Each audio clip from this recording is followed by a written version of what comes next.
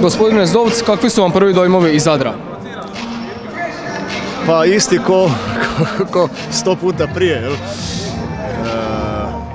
Ja mislim da sam jednom bio u centru grada, znači jel, dođeš ovdje, utakmica kao igrač, kao trener, tako da koncentriran si na posao, trening, dvorana i to je to. Još kad je sunce, jel, onda je još i ljepše. To je istina. Jučer ste prilično uvjerljivo odradili posao protiv Zagreba, 51 razlike govori dovoljno samo po sebi. U polufinalu vas očekuje Zabok. Što očekujete od tog susreta? Definitivno jeste favoriti, Zabok je vaša, možemo slobodno reći, bratska momčad, dva igrača Cedevite su tamo na posudbi, Lovro Buljević i Antonio Jordano. Pa to može biti još opasnije, jel? Znači ti igrači, ima tu taj Vučić koji je bio jel, prije u Cedeviti, znači bit će ekstra motivirani. Protiv nas Zabok je jako ozbiljna ekipa, nismo slučajno dobili Šibenku, trebali se dobiti Zadra jel, ovdje, znači igraju dobro, imaju kolektivno, timsku odbranu i u napadu, što retko vidiš zadnje vreme, jel? Tako da ja sam već danas počeo upozoravati igrače da nas čeka jedna prava momčad i ako nećemo biti 100% energetski koncentracijom utakmici, možemo imati probleme. Danas ste imali slobodan dan, zapravo ste jedina momčad od naša tri ABA ligaša koja ima slobodan dan na završnom turniru Kupa Krešimir Ćosić. Vama ta činjenica znači posebno, to je puno više nego ostalim dvama momčadima jer ste igrali donedavno 3 natjecanja. Iduće pitanje se nameće samo po sebi. Znate i sami što ću vas pitati, pitat ću vas koliko igranje 3 natjecanja paralelno utječe na formu i izdanja vaše momčade, konkretno u posljednjih nekoliko mjeseci.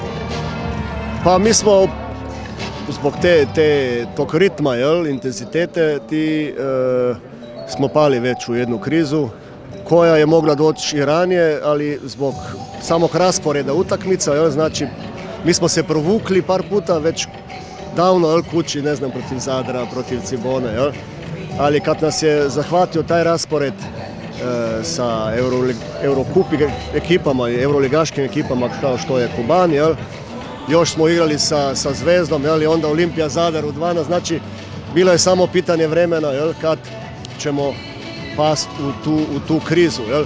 To ne utiče samo na igrače, utiče i na mene, jel, na moje pomoćnike jer ne možemo trenirati.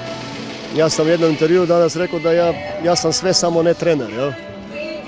Ali šta je tu je, mi smo još uvijek živi, imamo čak dobru atmosferu, preživjeli smo tu krizu jel? I sad moramo izaći iz nje još jači kao što prave ekipe rade. Jel? Pametniji, napraviti sve da odigramo što bolje ovaj kup i poslije ćemo naći vremena kako izgleda i za trening, jel? Da i za neki odmor i regeneraciju, ne za sve igrače nažalost, jel? Opet će ih biti nešto u reprezentaciji, jel? Tako da, ali jel, barem za neke i da odigramo što bolje završnicu, znači play-off ABA lige i domaće prvenstvo.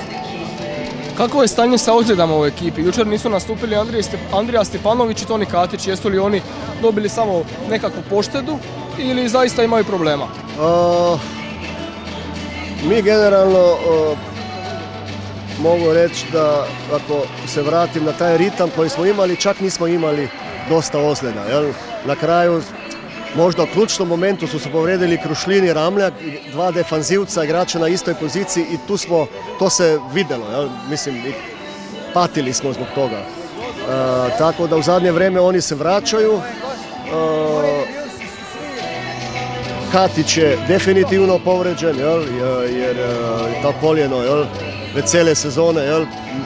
Znači 7 dana trenira, pa 7 dana ne trenira, tako da to on ima te probleme, a Andriju smo jednostavno odmorili, jel?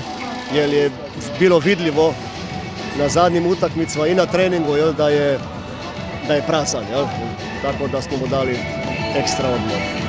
Vi ste definitivno glavni favoriti za osvajanje kupa, pretpostavljam da tako nešto možete i sami najaviti. Znaš, u kupu bi čak rekao, na papiru jesmo, slažem se, ali kup je, znaš, sam po sebi čudan, jel? Uvijek se dese iznenađenja